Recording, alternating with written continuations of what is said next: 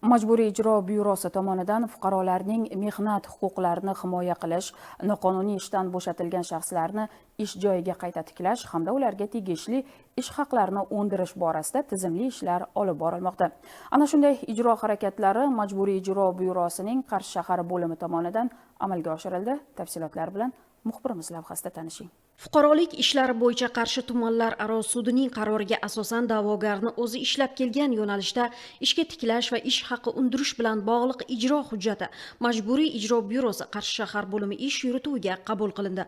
Unga ko'ra, sudning 2026-yil yanvar oyidagi qarori bilan fuqaro Yakkabog' tuman bank xizmatlari markazidagi avvalgi lavozimiga tiklanishi belgilangan. Ammo sud qarori ixtiyoriy ravishda bajarilmaganligi sababli davlat ijrochilari tomonidan majburiy ijro choralari ko'rilgan. Ya'ni ijro harakatlari davomida bir necha bor ogohlantirishlar berilgan, mas'ul shaxslarga nisbatan ma'muriy jarimalar qo'llanilgan. Shuningdek, sud qaroriga asosan majburiy pragul uchun qariyb 39 million so'm ish haqi undirish belgilangan.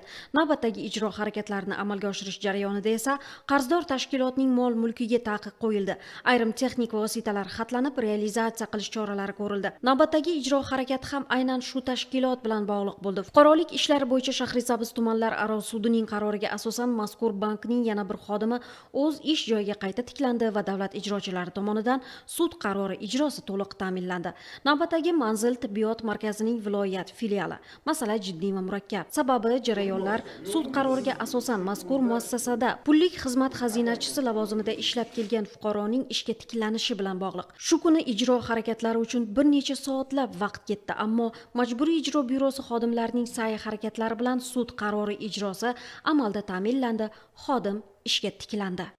2025-yil 15-yanvar kuni ishdan bo'shatildim. Keyin sudga murojaat qildim. Besabab bo'shatilganimizni ham mehnat loyihasi varaqat bo'lganligi uchun sud ishimni ko'rib 2025-yil 4-iyun kuni qaror chiqarib berdi. Keyin ijro varaqalarini chiqarib bergandan keyin ishxonamga olib keldim. Ishxonam o'z xohishi bilan qabul qilmadi. Keyin Qarshi shahar majburiy ijro byurosiga ariza orqali murojaat qildim. 7-fevral kuni 2026-yil ishga qayta tiklandim o'z joyimga. Hozirda o'z mehnat faoliyatimni olib boryapman. Majburiy ijro byurosi tomonidan xodimlarning mehnat munosabatlari bilan bog'liq huquqlarini himoya qilish, sud qarorlarining so'zsiz ijrosini ta'minlash ishlari izchil davom ettirilmoqda.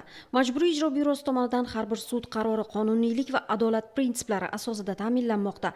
Noqonuniy ishdan bo'shatish holatlariga yo'l qo'ygan tashkilotlar qonun oldida javobgar ekanligi yana bir bor amalda isbotlanmoqda.